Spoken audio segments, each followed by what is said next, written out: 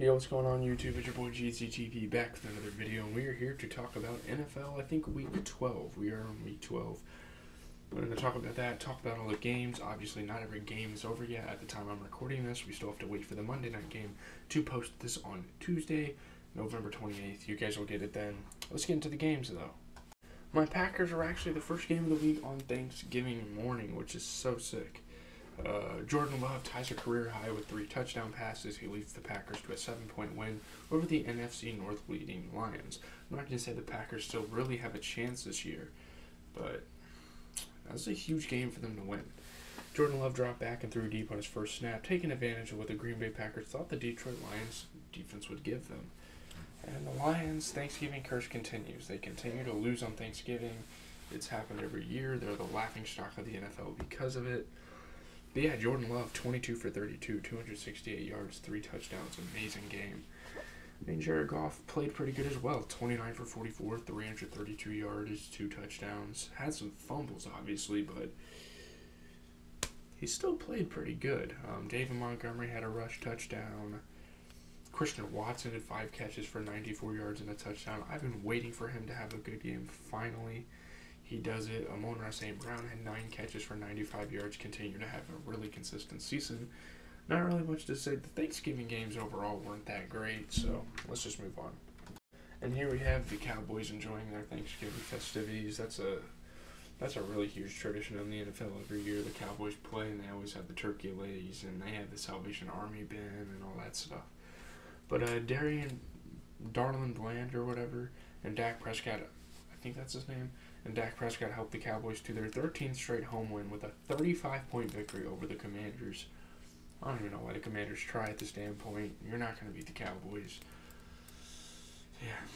Dak Prescott and his right guard, Zach Martin, feasted on a turkey leg together on the sideline with 6 minutes left in the game after the star quarterback's 4th touchdown pass. Dak has been cooking, man. He's been going off the last couple of weeks.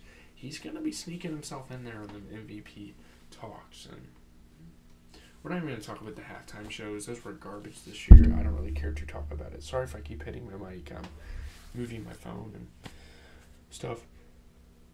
I'm not editing that out. I never edit shit out like that. So, yeah. Sam Howell, 28 for 44, 300 yards. He did throw an interception, though. Cowboys defense was obviously feasting all night. It was a pick 6, too. Dak Prescott, 22 for 32, 331 yards, 4 touchdowns. This guy is on the top of his game right now. He's been playing amazing lately. Tony Pollard had a great game, 13 carries, 79 yards, and a touchdown. Curtis Samuel had 9 catches for 100, while Brandon Cooks had 4 catches, 72 yards, and a touchdown. I know CD Lamb fans are kind of disappointed that he didn't get the ball as much, but hey, the Cowboys win is a win. Getting into 49ers and Seahawks. The Seahawks just looked fucking pathetic this game. They're still a pretty good team in the NFL. It's just, this is pathetic. Christian McCaffrey's big first half carries the NFC West leading 49ers to an 18-point win over the Seahawks. After running for 2 touchdowns and helping San Francisco beat the rival Seahawks for a 4th straight time, Christian McCaffrey was going to enjoy his celebratory meal, you know. And shout out to the Niners, man. They've been going off.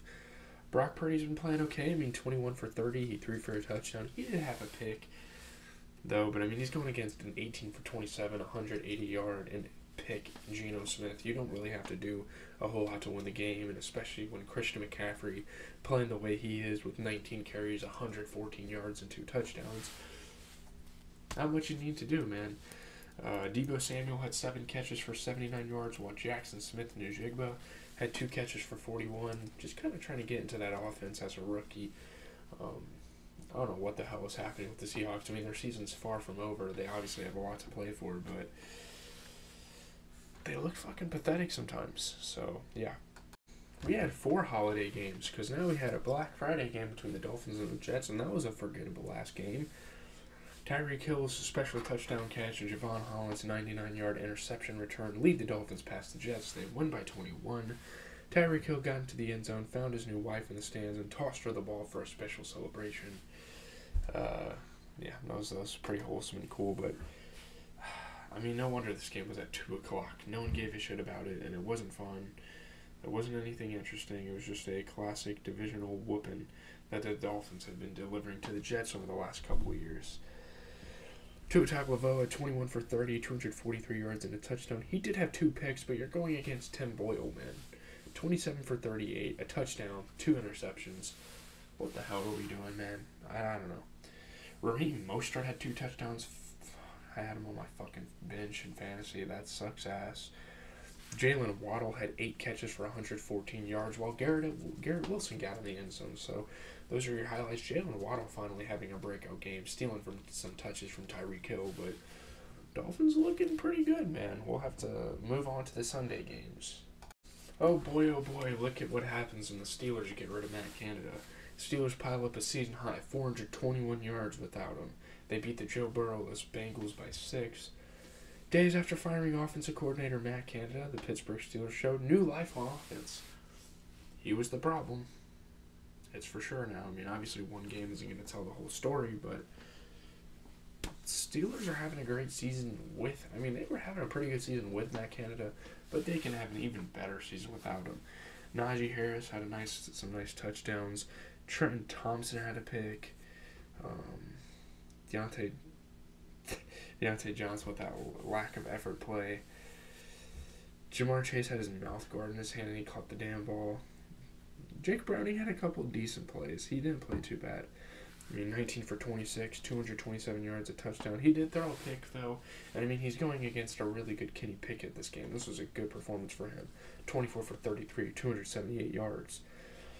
Without Matt Canada, I mean, Najee Harris finally having a good game. 15 carries, 99 yards, and a touchdown. Well, Pat Freiermuth has one of probably the best games of his career. 9 catches for 120 yards. Jamar Chase on the other side had 4 catches for 81. Obviously no Joe Burrow, so you can't really get too hyped about this win, but look at their offense, man. I mean, every part of their offense played well. They're passing, they're receiving, they're running. I mean, it all just came together here, so...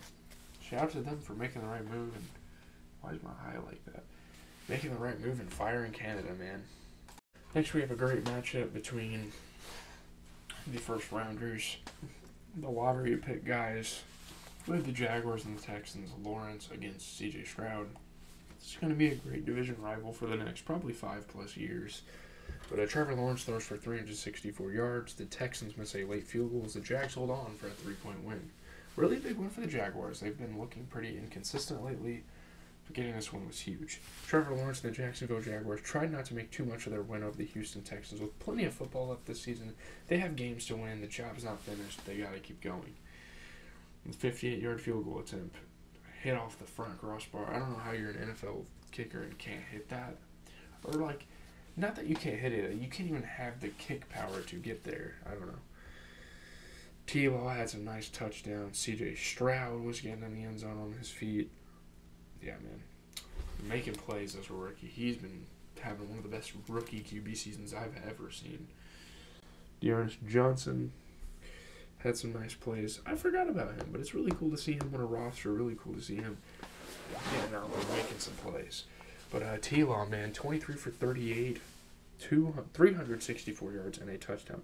He did throw a pick, but everyone else did their job. I mean, C.J. Stroud played good, though. 26 for 36, 304 yards, 2 touchdowns. I think I need to make a video on him soon. He also had 6 carries for 47 yards and a touchdown. Nico Collins, 7 catches, 104 yards, and a touchdown. Calvin Ridley, 5 catches, 89 yards, and a touchdown. The man right here. Really good game offensively, especially in the air for these two teams. Next, we have the Colts and the Buccaneers. I don't know how the Colts are like as good as they are, but here we are. They're able to muster out games. Jonathan Taylor scores twice to help the Colts overpower the Buccaneers' run defense for a 7-point win. Jonathan Taylor and Zach Moss ran through the usually stingy Tampa Bay defense, and they made it look easy out there. Samson Ebukam had a big forced fumble. Jonathan Taylor, man, played really good. Mike Evans was playing really good, getting wide open. Shaq Leonard, after getting cut, showed up to the game and got a standing ovation. It's all respect, it's all just a farewell, He's getting a little too old, stuff like that. So, really interesting stuff. Baker Mayfield, 20 for 30. He threw 2 touchdowns, but he did have a pick. Yeah, I mean, Gardner Minshew, 24 for 41, 251 yards. He had a pick as well. Kind of expected from those guys. Rachaad White had a good game, 15 carries for 100 yards, but man, Jonathan Taylor, 15 carries, 91 yards, 2 touchdowns. Great stuff. Mike Evans had 6 catches for 70 yards and 2 touchdowns. Another really good offensive game. Michael Pittman had himself a game, 10 catches for 107 yards. Unfortunately, I had the privilege of going against him in fantasy, so yeah. Next, we have the Saints and the Falcons game. Desmond Ridder overcomes 2 interceptions to lead the Falcons past the Saints by 9 and into the first place tie between the two. So now they're battling for that division, which is pretty fucking poverty, if I'm being honest. And an Atlanta Falcons team looking to snap a 3-game losing streak and remain in contention. And then NFC South wasn't going to be picky about how it won the game. You do what you do, man. Jesse Bates had a nice little pick 6. Chris Olave. Man, Chris Olave be getting shit on in these games. Like, he makes catches and then he just gets fucking cracked by something. I don't know what it is. Tyrann Mathieu had 2 picks this game. Desmond Ridder played pretty good with a couple touchdowns. Yeah, man, there were some pretty big fights in this game, too. I mean, it's a division rival. That shit got pretty intense. But Derek Carr, 24 for 38, 304 yards. He threw a pick. I mean, I guess Desmond Ridder threw 2 picks, but a little more 13 for 21, 168 yards and a touchdown. Bijan Robinson had a really, really good game. 16 carries for 91 yards and a touchdown. Chris Olave had 7 catches for 114, while Drake London, really young team they got here. These guys are playing pretty good. Drake London, 5 catches for 91. There's not really much to say, just a classic division matchup. Well, good for the Patriots. They're able to continue to tank for Caleb Williams. The Giants edged the Patriots and their woeful quarterbacks by 3, aided by a late missed field goal. The New England Patriots have a problem at quarterback, and the New York Giants took advantage of it and winning consecutive games for the first time this season. Oh man, the game tying kick. Giants fans were having a blast there when you missed that. These quarterbacks are getting read like a book on the Patriots. Good interception by Xavier McKinney this game. Ramondre Stevenson had a touchdown. Isaiah Hodgins had his touchdown. Just horrible, horrible throws by these quarterbacks. I mean, Mac Jones, 12 for 21, but he threw 2 interceptions. 9 incompletions, 2 of them were interceptions. That's pretty bad. I mean, DeVito did what he needed. 17 for 25, 191 yards and a touchdown. Yeah, Ramondre Stevenson got in the end zone. Jalen Hyatt had 5 catches for 109 yards. That's a huge game. Breakout game for the rookie. So, shout out to him. We all know both those teams were trying to tank, but yeah. Next, we have the Titans and Panthers game. Derrick Henry runs for 2 touchdowns as the Titans hold off the Panthers and Bryce Young by 7 points. The Tennessee Titans have plenty to clean up with too many penalties and mistakes. They're pretty much out of it, though. I don't think they're making the playoffs this year. Yeah, Derrick Henry played really good. Him and Xavier Woods had a little thing to say with each other. Chuba Hubbard had a touchdown. It's so annoying, man. I had Miles Sanders on my team. That sucked ass to see just Chuba Hubbard getting everything. But, yeah, Derrick Henry played really well. Bryce Young had a strip fumble. Obviously a rough rookie campaign, but 18 for 31, 194 yards. That's not a terrible game. Will Levis threw 18 for 28 with 185. Derrick Henry had 2 touchdowns. Chuba Hubbard had 1 touchdown. I don't know who Mingo is, but he had 4 catches for 60 yards, while D-Hop had 3 catches for 49. He was somehow the highlight receiver for the Titans in this game, even though he played like shit for my fantasy. So yeah, I don't really care about this game too much, if you can't tell. Next, we have the Rams versus the Cardinals game, another game that really doesn't matter that much. Matthew Stafford throws a season-high 4 touchdowns, though. The Rams roll to a 23-point win over the Cardinals. Kyren Williams cut across the offensive formation on his route before snagging his 2nd touchdown pass of the game, pointing towards the crowd and then taking a bow. Kyren Williams, really good game. He went insane. What a game for him. Just big run after big run, big play after big play, touchdown after touchdown, leaping over defenders, doing it all. He was really their offense this game. Tyler Higbee played good too. Yeah, Good stuff, man. I mean, Matthew Stafford, 25 for 33. He threw 4 touchdowns. He did throw a pick, but, I mean, Kyler Murray, 27 for 45. He threw a touchdown. I don't know. Dude. Absolutely insane game for Kyren Williams. 16 carries, 143 yards. Tutu Atwell, 3 catches for 76, while Hollywood Brown had 6 catches for 88 yards. Again, not much of a game. Just really good offense for the Rams. I mean, they still kind of stand a chance to make the playoffs, but do they really want to? I don't think there's really a point to it. Browns and Broncos. The Broncos are officially considered a good team in the NFL now. They've had kind of like that Minnesota Vikings trajectory who's playing in tonight's game, and I'll talk about that game later, but Broncos' surging defense gets 3 more takeaways in the 17-point win over the Browns. No, Sean Payton said he had no idea what a scoregami was, but I think they got the scoregami here. Adam Troutman had a nice catch. Amari Cooper had an injury. Hopefully he gets better because he's the only fucking hope if the Browns want to sneak into the playoffs this year without a good quarterback. Dorian Thompson, Robinson, their backup QB had an injury. They need to pick someone up. I mean, to be real with you, like if they want to have a chance, they gotta pick someone up. But yeah, DTR, first career NFL touchdown pass. Kareem Hunt with like the little crowd surfing play. That's their only hope really, is that they can run the ball. I don't know. DTR threw a touchdown. Russell Wilson, 13 for 22, 134 yards and a touchdown. Jerome Ford had a pretty good game, 9 carries for 65. That's really the only hope for the Browns if they want to win any games in the future, is that they have a good run game. Cortland Sutton had 3 catches for 61, as you can see in the picture up here. Pretty boring game. There's not much to talk about. Next we have the Chiefs and Raiders. We only have 3 more games to talk about.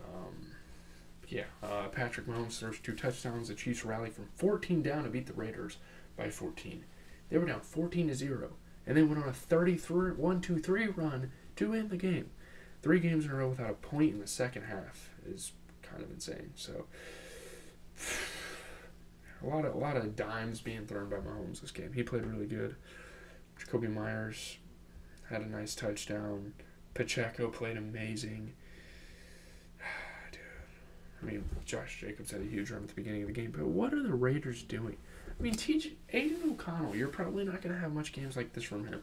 23 for 33, 248 yards and a touchdown. Josh Jacobs, 20 carries, 110 yards and a touchdown. Jacoby Myers, 6 catches, 79 yards and a touchdown. You're not going to be able to, you can't win a game with that. I mean, Patrick Mahomes played amazing. 27 for 34, 298 yards and 2 touchdowns. Pacheco got in the end zone twice. Rashid Rice had 8 catches for 107 yards and a touchdown. I had the privilege of going against him in fantasy. I don't know. This is like some of the best Raiders football we've seen all year, and they can't win this game. Is it a defensive problem? I don't know. I mean, you can't let a team go 31-3. 31-3 against you. That's a crazy run to let up. So I don't know, man. Bills, Eagles, we got a great game here. Probably one of the better games of the weekend. We kind of knew it was going to be a good game of the week. Now the Bills are just considered a mid-team in the NFL. Jalen Hurts runs for the winning touchdown in overtime. The Eagles rally past Josh Allen on the Bills by 3. That's funny, man. They changed the OT rules for Josh Allen. He hasn't won a game in OT since. Jalen Hurts walked off the link field with his arms. He extended his celebration as the Eagles crowd, which had booed the team off the field at halftime for some reason, went wild in appreciation for one more comeback, one more series of stupefying plays, and the winning touchdown from Jalen Hurts was huge. 5 total touchdowns for Jalen Hurts. Have a game, man. Jake Elliott hit a crazy field goal to force OT. Josh Allen played okay. I mean, a lot of good offense this game. We got to talk about this. I mean, Josh Allen, 29 for 51, 339 yards, 2 touchdowns. He did throw a pick, but so did Jalen Hurts, to be fair. Jalen Hurts, 18 for 31, 200 yards, 3 touchdowns. He threw a pick, Josh Allen, 9 carries, 81 yards, 2 touchdowns. DeAndre Swift, 14 carries, 80 yards. Gabe Davis, 6 catches, 105 yards, and a touchdown. Devontae Smith, 7 catches, 106 yards, and a touchdown. This huge offense. These are two powerhouses on that side of the football. Not a lot of defense was being played, but the Eagles, this is a big win for them. I mean, they just keep on making season-defining win after season-defining win, and eventually people are going to have to start giving them their credit. So, yeah. The final game until Monday Night Football we are going to talk about here is Ravens-Chargers. Zay Flowers catches and runs for touchdowns. Ravens force 4 turnovers and a 10-point win over the Chargers. And my God, have the Chargers just fallen off a cliff. This fall from grace. This fall off needs to be studied. This is getting ridiculous. Lamar Jackson has been waiting for wide receiver Zay Flowers to have a breakout game, and here it is. Huge touchdowns. I mean, the celebrations were funny. Gerald Everett had a touchdown, which was pretty cool. Chargers had a nice little lateral play. Fastest QB to 5,000 rush yards was a big milestone that Lamar Jackson hit. The wedding celebration, it was a fun time for the Ravens. Obviously not for the freaking Chargers. I don't get it, man. Justin Herbert's okay. I mean, 29 for 44. He threw for a touchdown, but he had a freaking pick. I mean, you're going against Lamar, who threw 18 for 32 with the touchdown. Keaton Mitchell had 9 carries for 64, while, I mean, Justin Herbert had 4 carries for 47. So, and I don't know, man. I don't know what the hell is happening with Eckler. I just don't get it. Let's see. Isaiah Likely had 4 catches for 40 yards. Not really much to talk about this game. It wasn't like a huge offensive game, but I cannot wait for Bears-Vikings tonight. So excited for that game. I will definitely be watching, but see you guys then. Monday Night Football just concluded. You know what that means. We are here with the recap video. This is probably one of the ugliest primetime games I've at least seen in a couple years. This was bad, man. 12-10. It's looking like a high-scoring MLB game. But the Bears outlast the Vikings by 2 on the fourth field goal by Caro Santos the entire game after 4 interceptions of Josh Dobbs. Yeah, we all knew, everyone that was watching the game knew that Josh Dobbs did not deserve to win this game after all he has done. Santos made a 30-yard field goal for Chicago with 10 seconds left. His 4th of the game after a miss on the opening drive, and the Bears had 4 interceptions. And a defensive-dominated victory. This is a great defensive performance from the Bears. So, you know, the Bears have usually, more often than not, been known for their defense. But, hey, it keeps it going. So, yeah. Justin Fields, fumble after fumble. T.J. Hawkinson had a nice touchdown. Yeah, I don't know. Kyler Gordon was getting some picks. Jalen Johnson played amazing, just locking it down. But Jay Fields, he threw 27 for 37. I guess that's good. I don't really have too much good to say about how he played. Josh Dobbs, 22 for 32. He threw for a touchdown, but he had 4 fucking interceptions. Is this the NASA hero you guys wanted? I mean, probably not. Alexander Madison, 10 carries, 52 yards. You get 5 catches for 50 yards and a touchdown at T.J. Hawkinson. But, man, what a game by DJ Moore. Before he got hurt, hopefully he's okay. 11 catches, 114 yards. And, yeah, that's going to do it. That's all I have for the game. Leave a like, comment, subscribe. I'm out. I'm going to get this video posted first thing tomorrow morning whenever I'm up and I can get everything put together. I'm out, guys. Have a good rest of your night, whatever. NBA recap is obviously coming every single night. So, yeah, look forward to all that stuff.